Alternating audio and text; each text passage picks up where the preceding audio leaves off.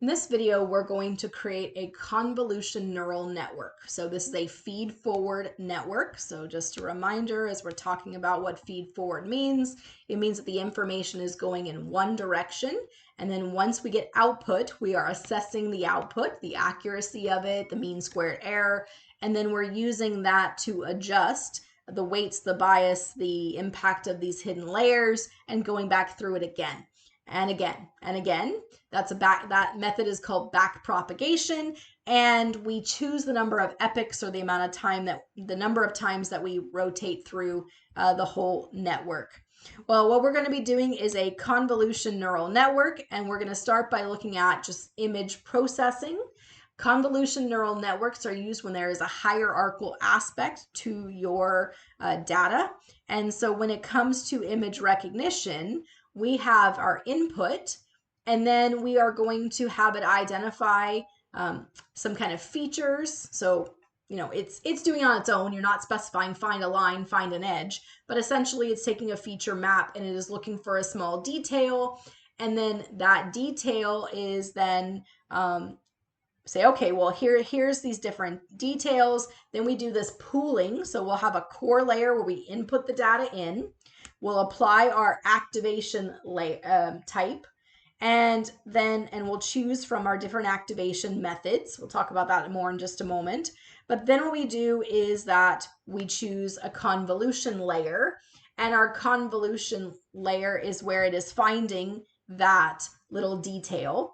And which type of layer you're going to use depends on whether or not you're looking at information that is time related. So then we're doing a one-dimensional. Information that is space related, like our images that we're going to do in just a moment, then it's two-dimensional. Or if you have three-dimensional objects, you're going to use three. So this creates a feature map and looks at the relationship of data points to other data points. We then create a pooling layer, and this pooling layer basically summarizes the area around it. And so we're going to do our max pool, which is going to take the maximum values for the areas around it and kind of simplifies it. So what we're doing is we're downsampling, we're simplifying the information. And in this case, if you think about it as these different pixels around for an image, they can be any color on our scale from 1 to 255. And so what is the common kind of number? What's the maximum number? How dark is the area around it? That'll help kind of simplify it. Then we repeat the process, and we're going to do another convolution layer. Again, two-dimensional if it's an image. So think about it as the next kind of combining those lines into here's how they interact with each other. Now we're finding edges. And then from there, we downsample, and we could use the max pool, for example, to downsample by looking at the maximum of the colors around it. And then we repeat with another layer. Now we're combining those edges to make kind of objects that we might identify. If we're looking at the dog, now we've kind of created tails and snouts. And then again, downsampling as we repeat through.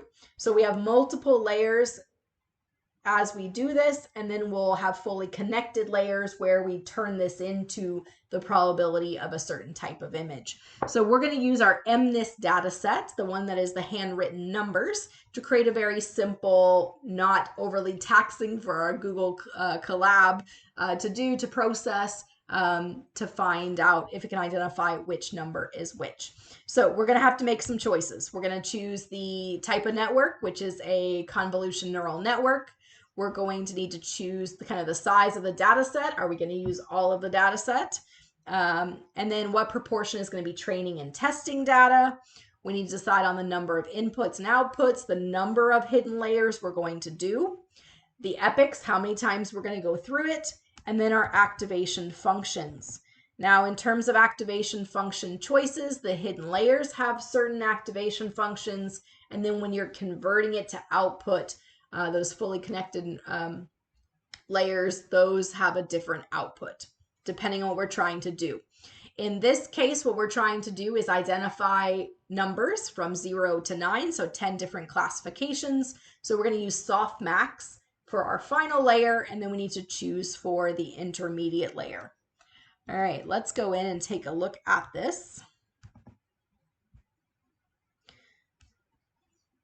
All right, so first let's start with packages and importing our data. If you want to work along with us, we are in the Artificial Neural Network workbook, which you can find at drstuffpowers.github.io/BIA.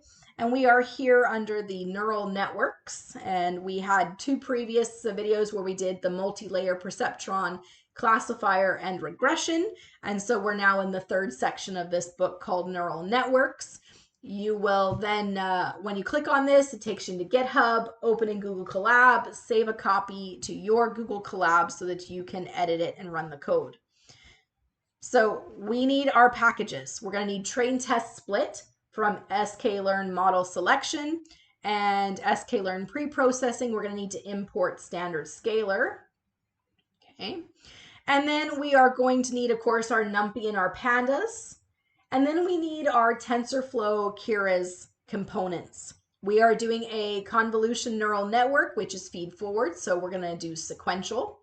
There are different types of optimizers. These optimizers are attempting to deal with gradient descent. So when we look at the way we're measuring our loss function, our error, so the difference between our predicted label and the actual label, we're trying to minimize that error, increase the accuracy. So there's different optimizer methods for how it does the gradient descent. If we look at, we're trying to find this minimum error point here. There are different methods, and the concern, of course, is that if you have complexity to your models, it's quite possible you can get stuck at a local minimum error instead of the global minimum error. And so there are different optimizer methods and different strategies for finding this global minimum. So if you're finding that every time you run your neural network, it gets very different responses, then it might be getting stuck here at these different local minimums. And so try changing out that optimizer if that is the case. All right, we'll start with Atom, which is the most popular optimizer. We are going to look at a metric. So when you do your models, we can choose different metrics. Accuracy, precision, recall, and area under the curve are only relevant to binary classification, so those are out. Categorical cross entropy we can use when we're looking at predicting multiple labels. This is also called softmax loss. So we will include that in our process as the loss function. We'll use a softmax loss function or categorical cross entropy. And then we can also calculate some of these other errors here. All right, so let's go here.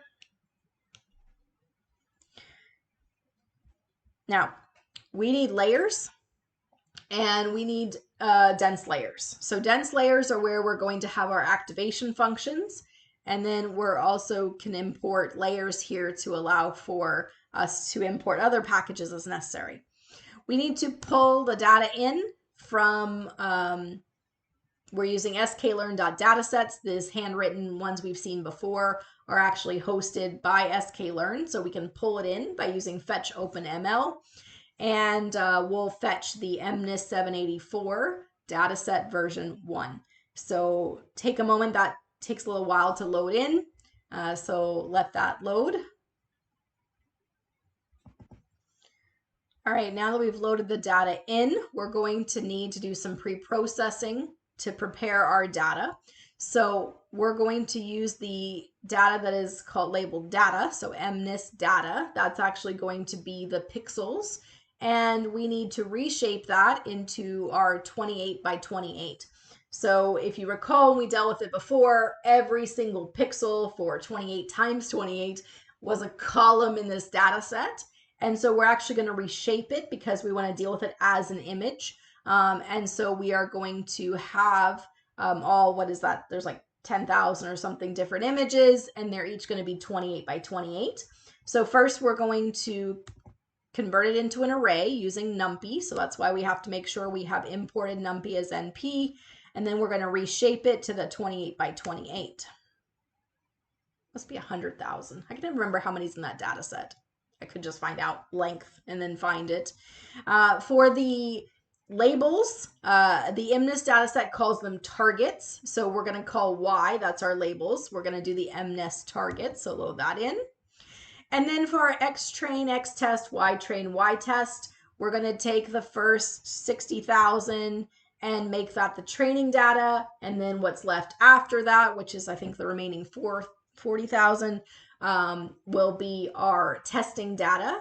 And we are then having it separate out the X's. So that's all the pixels, and then the Y, the labels. So we're creating our testing and training data. Now, we said with neural networks, it's really important to normalize or to standardize your data. So we need some kind of standardization. Here we're going to do is we are going to do some normalization to the data. This is going to help. Not so much these ones are grayscale, but if we had colored images, then we would really need the next couple steps in order to help it identify differences. But also we need the model to be more efficient in performing that gradient descent in terms of finding that minimum error. So the approach here is to take the data and to turn it into a 32-bit from an 8-bit. And we are going to divide by 255. So the idea here is to get it to be a bit more precise about the different colors. So this conversion here is to help it be more efficient. And then for the training or the Y data, it's treating it as an integer, making sure that it recognizes that it can't have fractions of a number. It does need to be whole numbers. So helping just to do some pre-processing of the data. Now, the other thing is when we're dealing with this, when we're dealing with images, it's actually expecting it to have more dimensions than it does. These are just two-dimensional things here. And so what we need to actually do is expand the number of dimensions of the model, right? We currently are 28 by 28.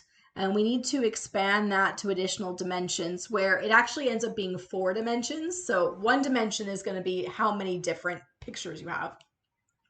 And then we have the 28 by 28, but then we need to add one more. And so what we're going to do is add in this -1 here. So we're expanding the dimensions of our X data sets to have this additional component. So what that means is that if we look at the training data shape, you can see here are the 60,000 different images. They are 28 by 28, and then there's no 3D component to it. Okay, so that's all we've done here is just to help it in terms of what it's looking for versus what we have as the data set. We are doing forward, so it is a sequential approach. So our model here is going to be sequential. And now we need to add layers. So the first thing we do with our layers is we first need to input the information and specify the shape of the input. Just like in our previous MLP regressor, we identified how many variables we had as the input. Here, this is going to be, again, the variables that are the input. In this case, it's going to be 28 by 28 by 1. Okay? So we're going to input that. Then what we need here is we need to specify those different layers as we go through the process. And we talked in our video here about how essentially what we're going to do is we're going to create a convolution layer. It's going to be 2D because we're dealing with images. And then we're going to downsample from that to kind of summarize what it found. And we're going to use max pool here, maximum value. There is an average pooling as well that can be used where instead of the maximum value, it's the average value of what's around it. These other poolings that you see here, global max and global average, are used when we are bridging between our hidden layers and our output. So those are going to be towards those fully connected layers. All right, so we're going to need multiple hidden layers. We'll have a convolution 2-dimensional, a max pool, another convolution 2-dimensional, and so on. So let's look at what we have here. We are determining the size of the output space. Some of the common ones is that it's 32, 64, 128 is common for when you're dealing with images. Notice that with these that we are actually going up rather than down in terms of that output space. Now,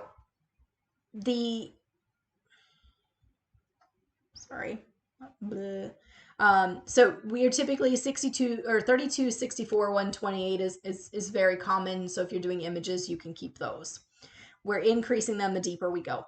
Then when it comes to our filter size, the standard kind of filter size here is 333 based on the fact that we have our number of pixels, right, is 28 by 28.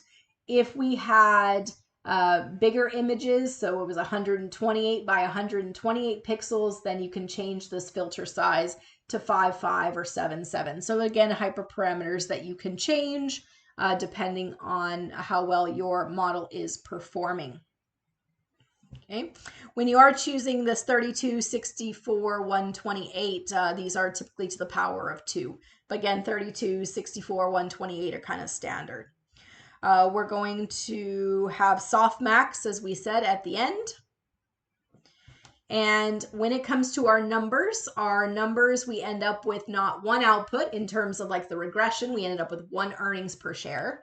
Or we ended up with whether or not something was wasn't a Delhi penguin or not, right? And so there, in this case, what we end up with is there are 10 different numbers that it can be, and it's going to give us the probability that it is a 1, probability that it is a 2, probability that it is a 3, and so on, which means that our final output space here is going to be 10.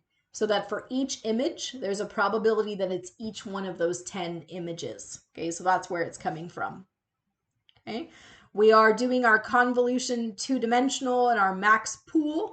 After each of those, we do our batch normalization. And then as we get to our output, we are then converting from all of this to that output layer. We're going to use global average pool 2D.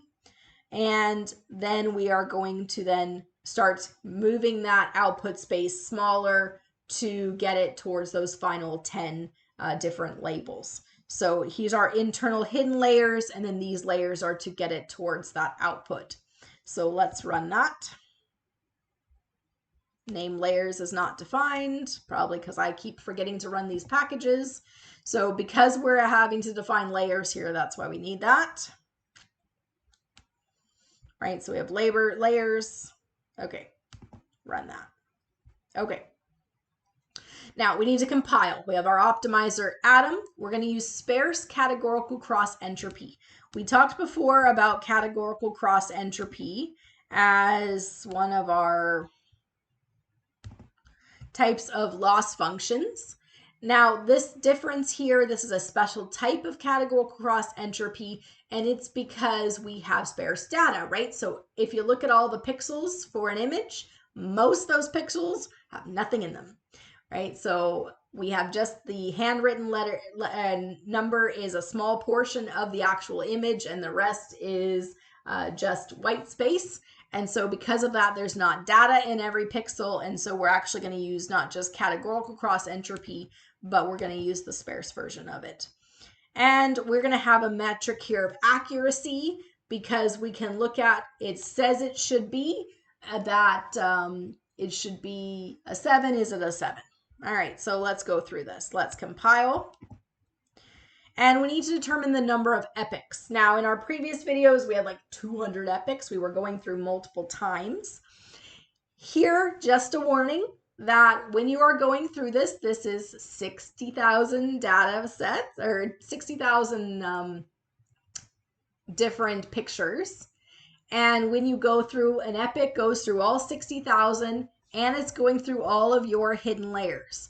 So doing lots and lots of epochs is going to be very time consuming and a big crunch. And in fact, if I do this probably at 200 epochs in Google Colab, the whole thing kind of times out and says it's exhausted the amount of computing power it's allocated to me. So let's try a small number of epochs and see how we can do. We can always up it if it's not very accurate.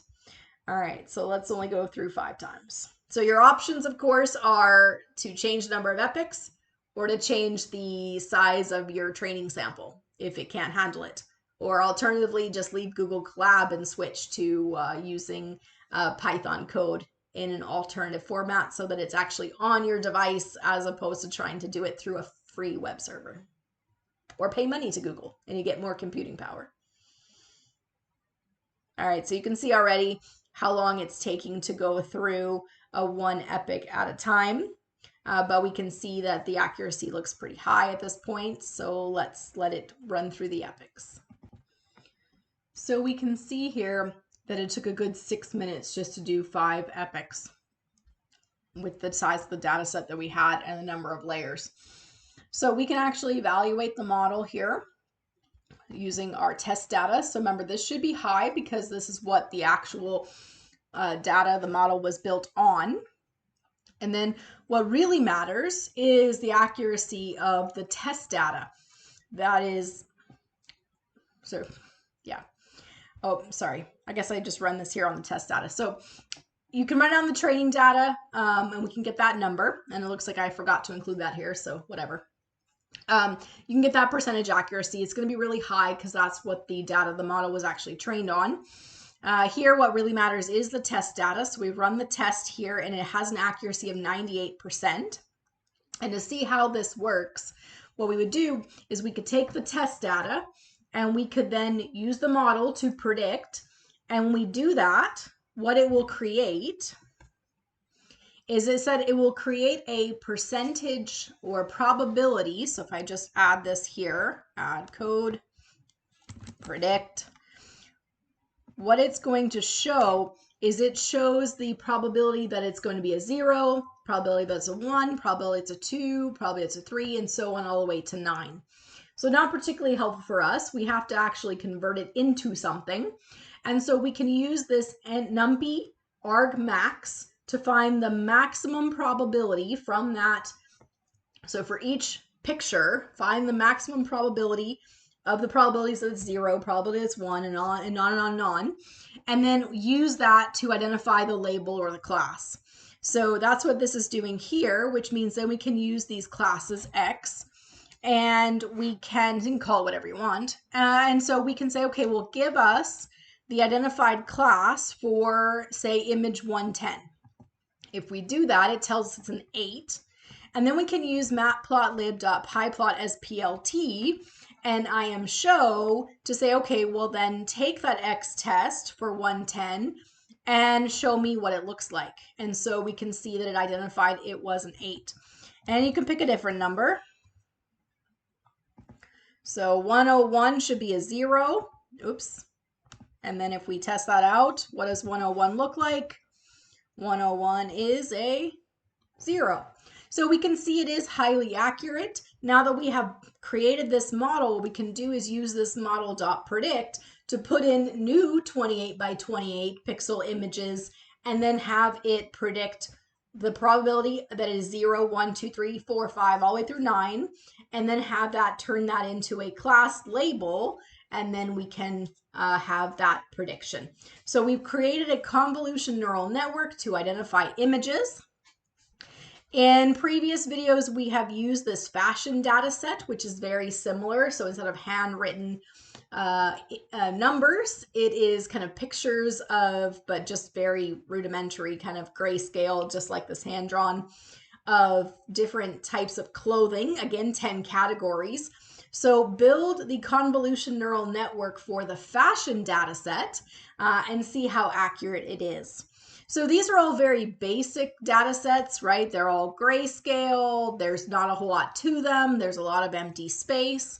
What if we have a lot more complicated images? So there are, and we'll put some links here to some data sets, but you can use, for example, there's a data set here of pictures, separate pictures of flowers. It's a little bit more challenging to import it in because you have to have it compile all the images of the different flowers into one data set, because when you look at the folder, it's just a picture of a flower, then a picture of another flower. So it's going to pull all that information together to build the data set, but a lot more of what we think of in terms of like photos. Or we can look at, there's one that we talked about previously that is related to pictures of meat. Can you create a convolution neural network for these more complicated pictures that to identify either what type of flour it is or whether the meat is rancid or fresh? So you can check out those more complicated ones, and we'll put some code here in terms of how to import that data in, which is a much bigger data set and also a bit more complicated to compile, because instead of already being just a big CSV file with a column for every one of the pixels, we have to kind of build that part first. So give those a try.